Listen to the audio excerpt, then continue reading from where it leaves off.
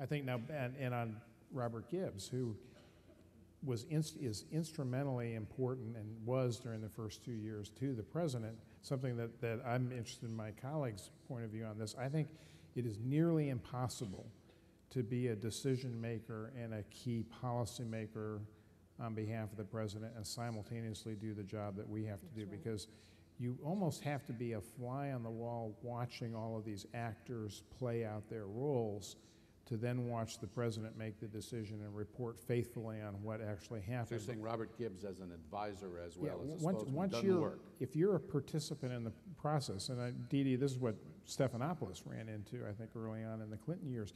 If you're a participant in the process, your colleagues know that you've got a point of view. And then they watch you go out and do the briefing. They say, well, he's doing a lousy job doing the briefing because we know he doesn't really agree with that because he argued a different point of view. I consciously never tried to give the president my opinion on something when there were a lot of other cabinet officials and others around. I gave him a point of view a couple of times in private, but not as part of the policymaking process. I totally agree with that for a number of reasons. One is you simply don't have time.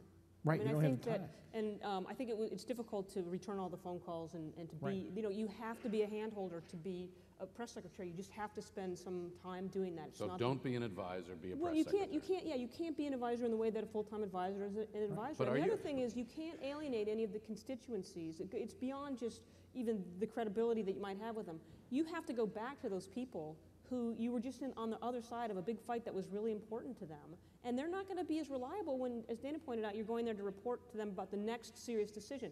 You need to kind of be an honest broker inside. I wanted everyone to come spin me, so I would hear what Wright said, Shalala said. I wanted to hear everyone's point of view, and then I could figure out what the president. And then the great thing for, at least when I was press secretary, was I had access to all the meetings, more meetings that I could manage. And I played that fly on the wall role. Sometimes I was asked my opinion. Usually what I would give was not necessarily my personal opinion in a group like that, as you said, but I did have a sense for, I'm just going to tell you, how's it going to go down that road, this is exactly what's going to happen.